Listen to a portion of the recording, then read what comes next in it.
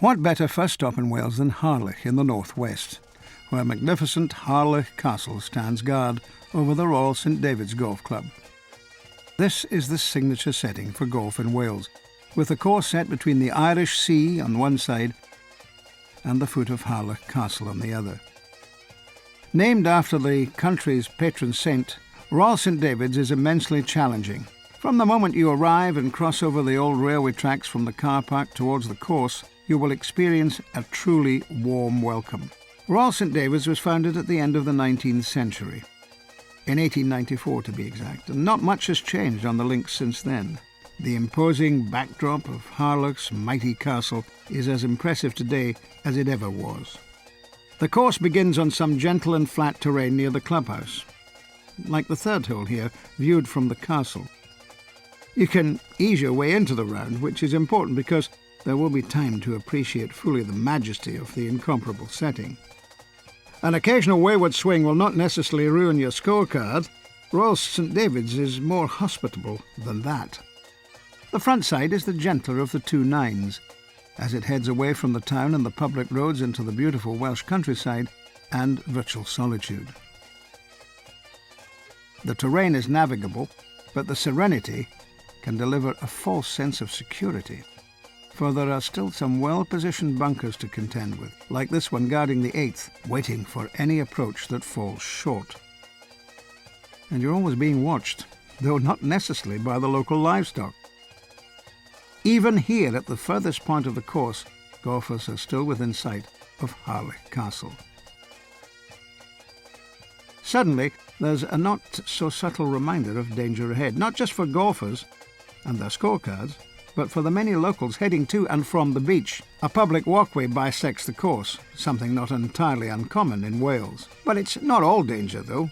Where else could you buy an ice cream between nines? The rough journey lies ahead on the rugged, arduous Royal St David's back nine. On the 10th tee, you head straight for the towering dunes that separate the links from the sea.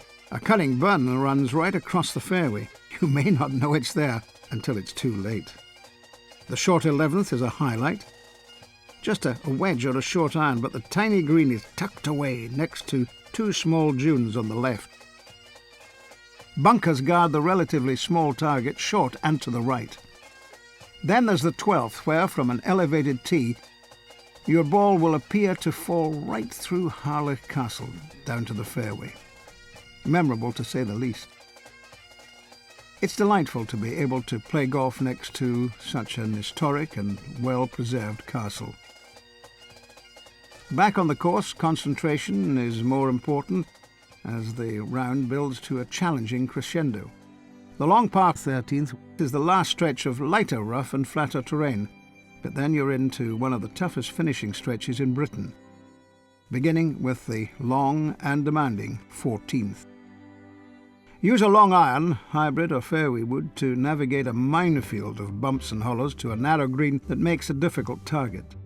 The hole is semi-blind, so don't forget to ring the triangle and give notice to the group behind you that the green is clear. I tell you, they may dread hearing the sound of that bell, because it signals that they're about to play one of the toughest par 3s in the whole of Wales. Golfers may end up wanting to forget their score here, but they won't soon forget this sight. When you reach the 15th tee, you're about to play one of the world's top 100 holes. But where is the fairway? Well, there is one, and actually the landing area is quite generous, although not easy to hit. The approach must bump through the hills and hollows to reach the putting surface, or carry them completely, which almost certainly means running your ball through the green. The rough here also seems to be a little bit thicker on the 15th than on the rest of the golf course. It's all a bit of a shock to the system, so a par here can feel like an eel. What a golf hole, one most worthy of such lofty ranking, and reason by itself not only to visit Royal St David's, but also to justify coming to Wales. The finish at Royal St David's is unique in that the 18th is a par 3, back in the shadow of the clubhouse and the castle.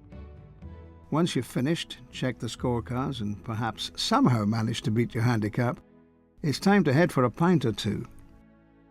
The members will be eager to share their stories and some of the club's history, including photos of the club's captains adorning the walls and dating back over 100 years.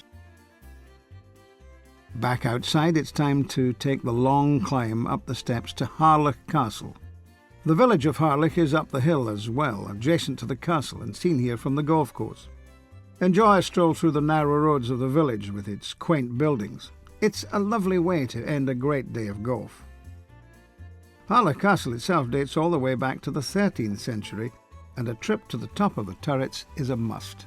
A more perfect and well-preserved medieval castle is hard to find. This is a trip back in time. Go inside and climb the narrow, winding staircases. When you reach the top, your reward will be some of the most spectacular views imaginable, especially looking north towards the mountains of Snowdonia. The chance to combine great golf with sights like this is simply what a visit to Wales is all about. And you've only just begun.